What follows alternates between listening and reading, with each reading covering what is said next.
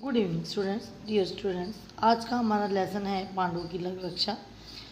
पांडव अपनी माता कुंती के साथ वारणावत के लिए रवाना हो गए। हस्तिनापुर के लोग भी उनके पीछे पीछे चलने लगे। युधिष्ठिर के मना करने पर और युधिष्ठिर द्वारा समझाने पर प्रजा को वापस लौट जाना पड़ा। दुर्योधन के षड्यंत्र से बचने के लिए विदुर ने युधिष्ठिर को गूढ़ भाषा में समझा दिया था, जिससे दूसरे लोग नहीं समझ सके। जब वो लोग वारणावत पहुँचे पांडव, तो वहाँ के लोगों ने बड़े ज़ोर शोर से उनका स्वागत किया, लेकिन युधिष्ठिर सतर्क था। पुरोचन ने उनके रहने के लिए व्यवस्था कर रखी थी। वो लोग वहीं ठहरे, लेकिन बाद में जब लाख का भवन बनकर तैयार हो गया तो पुरोचन ने उन्हें वहाँ ठहरने का प्रबंध कर दिया। जब युधिष्ठिर ने उस घर में प्रवेश किया तो उसने बड़े ध्यान से देखा, तो उसे विदुर की बातें याद आ गई और उसे पता लग गया कि ये घर जो है या ये भवन जो है वो ज्वलनशील पदार्थों से बना है। युधिष्ठिर ने भीम को भी ये बात बताई और साथ ही उसे सावधान भी किया कि यद्यपि हमें इस षड्यंत्र का पता चल गया है, लेकिन फिर भी पुरोचन को इस बात का बिल्कुल भी पता नहीं लगना चाहिए कि हमें षड्यंत्र का भेद पता है और मौका पाकर हमें यहाँ से निकल भागना होगा।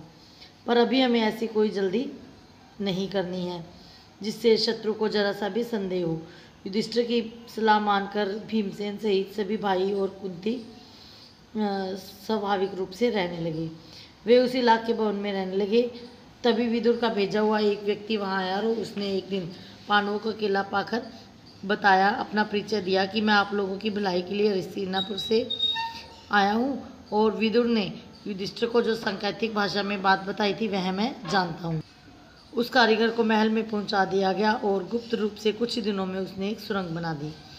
उस सुरंग के रास्ते महल के अंदर से नीचे ही नीचे चार दीवारी से बाहर खाई को लांघकर सुरक्षित बाहर निकल सकते थे।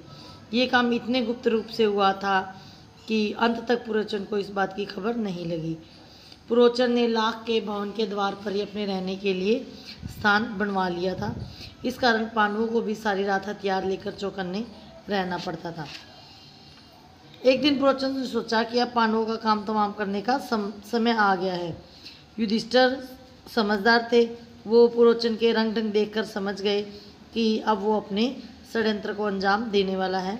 तो युधिष्ठिर की सलाह से माता कुंती ने नगर के सभी लोगों को भोजन के लिए बुलाया। बड़ी धूमधाम रही पूरी रात भर, मानो कोई उत्सव हो। खा पीकर भवन के सभी कर्मचारी गहरी नींद में सो गए। पुरोचन भी सो गया। आधी रात के समय भीमसेन ने भवन में कई जगह आग लगा दी और फिर पांचों भाई कुंती के साथ सुरंग के रास्ते अंधेरे में रास्ता टटोलते हुए निकल गए। भवन से बाहर निकलकर वे बाहर निकले ही थे कि आग ने सारे भवन को अपनी आग की लपटों में ले लिया। पुरोचन के रहने के स्थान में भी आग लग गई। नगर के लोग इकट्ठे हो गए और पांडवों को भयंकर आग की भेंट होते देखकर हाहाकार मचाने लगे और उन लोगों ने और लोग जो हैं कौरवों की घोर निंदा करने लगे।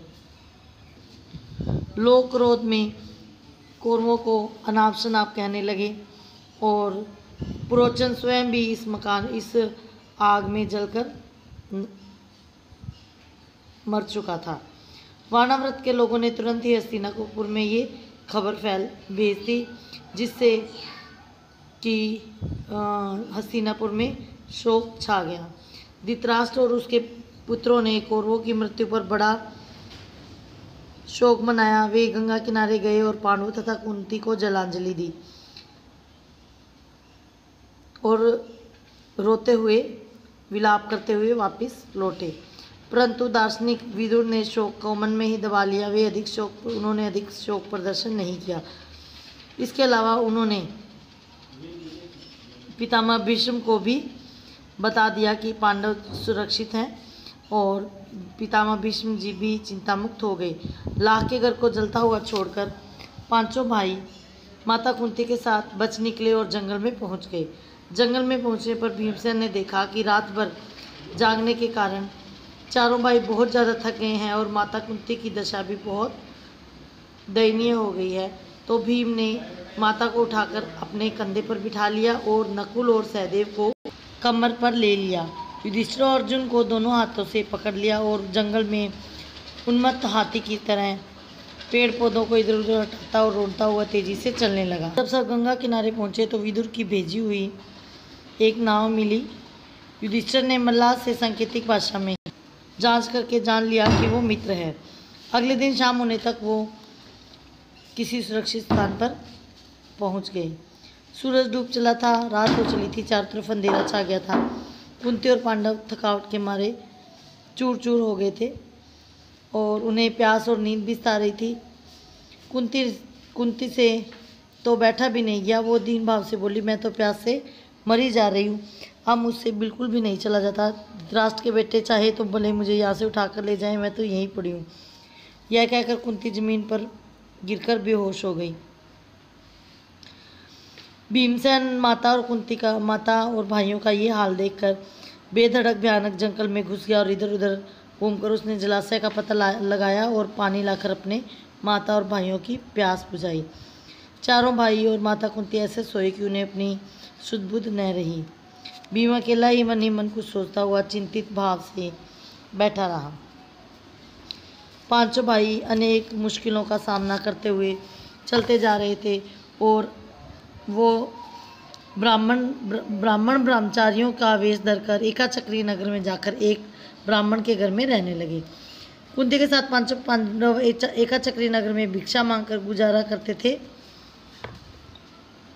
भिक्षा के लिए पांचों भाई निकल जाते। कुंती जब वो वापस लौटते तो कुंती जो भिक्षा में मिला हुआ जो भोजन था उसके 2 हिस्से करती, एक हिस्सा भीम को देती और बाकी एक हिस्सा चारों पांडवों और खुद लेती। फिर भी भीम का पेट नहीं भरता था, वो दिन ब दिन दुबला होता जा रहा था। उसकी ये हालत देखकर युधिष्ठिर और कुंती जो है बहुत चिंतित रहने लगे। भीम ने एक कुम्हार से दोस्ती कर ली और एक बड़ी सी हांडी बनवाई जिसे लेकर वो भिक्षा लेने निकलता था। तो बच्चे उसका सिर और उसकी हांडी देखकर लोटपोट हो जाते थे। एक दिन भीम घर पर अपनी माता के साथ था और चारों पांडव जो है भिक्षा के लिए गए हुए थे। तभी उन कुंती और भीम को आवाज़ सुनाई दी किसी के रोने की। जब उन्होंने जाकर देखा तो गृह स्वामी जो है ब्राह्मण, उसकी पत्नी और उसके एक पुत्री और एक पुत्र वो रो रहे थे और आपस में बातें कर रहे थे कि एक दूसरे की जगह जाकर या अपने प्राण देने की बात कर रहे थे। कुंती ने जब उनसे पूछा तो उसे पता चला कि यहाँ पर एक राक्षस है, बकासुर नाम का एक राक्षस है जिसे प्रति सप्ताह भोजन और एक आदमी को जाना पड़ता है, भोजन लेकर एक आदमी को जाना पड़ता है जिसे वो खा जाता है। और कुंती ने अपने पुत्र भीम को भेजने की बात कही तो ब्राह्मण ने कहा कि मैं ऐसा कैसे कर सकता हूँ, आप तो मेरे अतिथि हैं। तो कुंती ने कहा कि कोई बात नहीं, मेरे 5 पुत्र हैं और मुझे अपने पुत्र के बल पर पूर्ण विश्वास है। इस तरह से कुंती ने भीम को वहाँ भेज दिया और भीम ने बकासुर को मारकर एकाचक्री नगरी को उस भयानक राक्षस से मुक्त करवाया। डियर स्टूडेंट्स, आपका ये लेसन यहीं कंप्लीट होता है। Stay home, stay safe.